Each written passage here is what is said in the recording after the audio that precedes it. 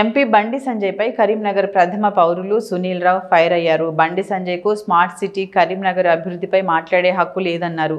బండి ఎంపీ కాకముందే వినోద్ కుమార్ ఎంపీగా, గంగుల కమలాకర్ ఎమ్మెల్యేగా ఉన్నప్పుడు కరీంనగర్కు స్మార్ట్ సిటీ హోదా వచ్చిందని స్పష్టం చేశారు. కరీంనగర్ స్మార్ట్ సిటీ హోదా తేవటంలో బండి సంజయ్ పాత్ర లేదన్నారు. కేంద్ర రాష్ట్ర ప్రభుత్వాలు స్మార్ట్ సిటీ అభివృద్ధి కోసం సమానంగా నిధులు కేటాయించాయన్నారు. ఒకవేళ కేంద్రం చేత స్మార్ట్ సిటీకి రాష్ట్రం ఇచ్చిన నిధులు వెనక్కి ఇప్పించి మేము అభివృద్ధి చేసినట్లు బండి సంజయ్ చెప్పుకోవాలని హితవు పలికారు. ఈ సమావేశంలో మేయర్తో పాటు పలువురు కార్పొరేటర్లు, బీఆర్ఎస్ నాయకులు తదితరులు పాల్గొన్నారు. కరీంనగర్ నగరంలో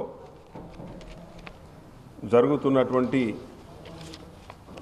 అభివృద్ధి కార్యక్రమాల మీద మరి బండి సంజయ్ గారు, గౌరవ పార్లమెంట్ సభ్యులు గారు నిన్న మాట్లాడడం జరిగింది. ముఖ్యంగా స్మార్ట్ సిటీకి సంబంధించి వారు నిన్న ప్రస్తావన తీసినారు. ఈరోజు మరి వారు మా గౌరవ కరీంనగర్ పార్లమెంట్ సభ్యులు, కరీంనగర్ పార్లమెంట్కి సంబంధించి ఎక్స్ అఫీషియో సభ్యులు కూడా కరీంనగర్ నగరపాలక సంస్థకు సంబంధించి ఈరోజు మొట్టమొదటిగా కరీంనగర్ నగరపాలక సంస్థకు కరీంనగర్ స్మార్ట్ సిటీ కింద 2016-17లో 8 లక్షల రూపాయలు ముందుగా విడుదల చేయడం జరిగింది. 2017లో 8 లక్షల రూపాయలు, 2018లో 1 కోటి రూపాయలు, 2019లో 6 కోట్ల రూపాయలు. అంటే 2017లో వారప్పుడు పార్లమెంట్ సభ్యులు కాదు, 2018లో వారప్పుడు పార్లమెంట్ సభ్యులు కాదు.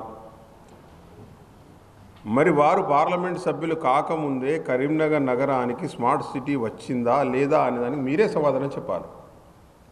ఈరోజు మీ ప్రభుత్వం, మీ కేంద్ర ప్రభుత్వమే కరీంనగర్ స్మార్ట్ సిటీ కింద 2017లో 8 లక్షల రూపాయలు ఇచ్చింది. 2017లో మళ్ళా 17-18లో 1 కోటి రూపాయలు ఇచ్చింది వివిధ కార్యక్రమాలు ప్రారంభించాలని. అంటే నేనేమంటున్నా, మరి కరీంనగర్ స్మార్ట్ సిటీ తెచ్చింది ఎవరో మరి మీరే చెప్పాలి.